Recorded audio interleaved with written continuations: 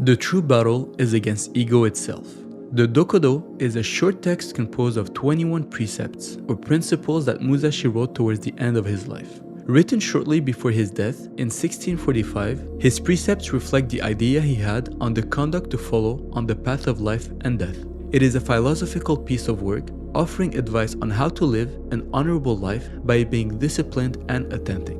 In our modern world, we are rarely alone, and our minds are constantly bombarded with information, thoughts, and distractions. But Miyamoto Musashi teaches us that being alone might be the answer we need to change our life. This legendary samurai believed this because he spent most of his life in solitude, perfecting his art and developing his philosophy. Miyamoto Musashi is a figure venerated to this day. He was a wandering samurai who was known as Bloody Musashi. He grew up in a Japan devastated by wars and conflicts, which led him to become dull and void of emotions at a young age. Although his swordsmanship was unmatched, it's his deep wisdom that continues to inspire us centuries later. He was a swordsman that followed death but could never catch it. It is recorded that he won over 60 duels, and even still, he did not meet his end in combat. But his adult life was far from one of incessant violence. It was a path that led to deep insight and wisdom. Musashi's life was marked by a deep quest for self-mastery through discipline, dedication, and especially solitude. His solitude was not characterized by an isolation from society, but a mental solitude, a self-imposed state of mind where the whispers of the outside world were stifled. He advocated introspection and a clear mind without distraction as a path towards personal development. This understanding was summarized in his Dokudo, which translates to the way of the solitary walk. Through his precepts, he offered advice on how to live without fear, without regret or distractions, and on the importance of being true to oneself. Musashi talks about solitude not as a mean of isolation, but as a path to self-discovery and personal improvement. He believed that solitude allowed him to sharpen his mind and body without distraction. That would allow him to hone his skills and understand himself at a deeper level in the silence and peace of solitude, finding clarity and freeing himself from the influence and judgment of others. It was an opportunity to learn to grow and to confront one's own strengths and weaknesses without the external noise that often clouds our judgment and our perception of self. His philosophy encourages you to think superficially about yourself and deeply about the world. He urges people to turn outwards to observe, learn, and understand the world around them, while maintaining a humble self-awareness. Similarly, it's about letting go of ego and opening up to the vast knowledge that the world has to offer. This humble self-awareness, combined with a deep understanding of the world, creates a powerful path towards personal development and personal growth. But how can we apply these ancient teachings to our modern lives? The lessons that Musashi drew from solitude do not only apply to the views of the samurai, but they can be incorporated into our lives today. One of the lessons that Musashi teaches us is the value of autonomy. He declares to never seek pleasure for yourself. This way, we are reminded that ephemeral happiness derived from external validation or material possession does not lead to lasting satisfaction. On the contrary, Musashi urges us to find fulfillment within ourselves, in our actions, and in our personal growth. Another key point of the Dokudo is the principle of not relying in any way on fleeting sentiment. This encourages us to act impulsively on passing emotions, but to think carefully about our actions and their consequences. Our decisions should be thoughtful, fully conscious, and independent of passing feelings or external influences. Musashi also emphasizes the importance of not clinging to physical and temporal things in the Dokudo. He advises us not to cling to possessions we no longer need. This advice to abandon unnecessary attachments is not only limited to material possessions, but it also extends to relationships, habits, and thoughts that no longer serves us. It's a lesson on how to free our lives, both physically and mentally, by creating more space for growth and transformation. In another precept, he declares that we should not fear death. This is not an invitation to recklessness, but an encouragement to live fully and without fear.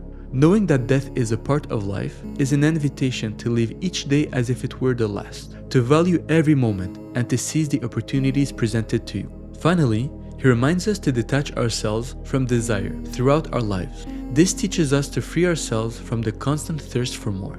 which often leads to dissatisfaction and unhappiness. It teaches us to be content with what we have while continuing to strive for improvement. These are just a few of the principles that Musashi left us in his Dokudo.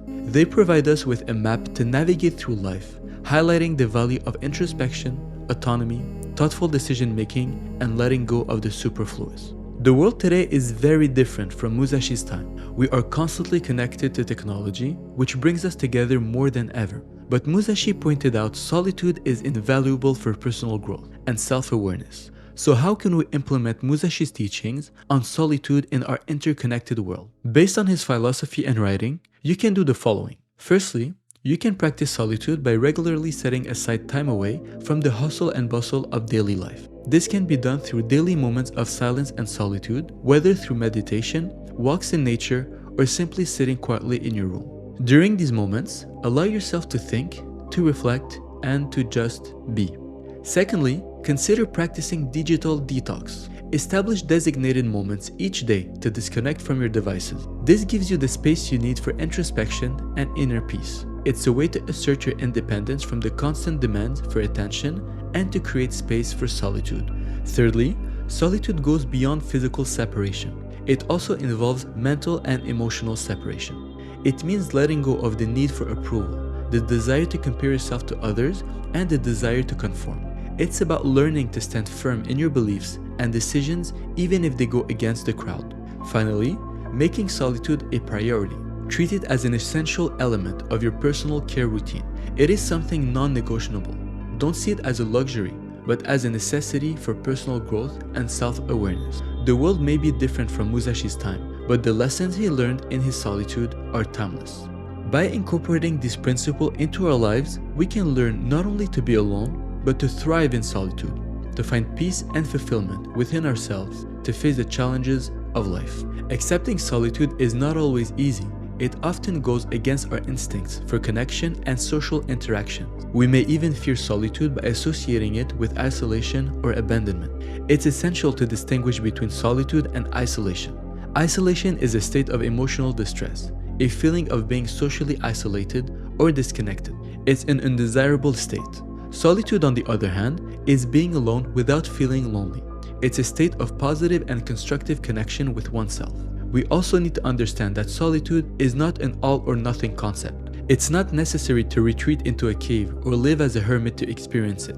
It's rather about finding balance by incorporating periods of quiet and introspection into your daily life. It is also about remembering that solitude requires intentionality. It's a conscious choice, a deliberate act.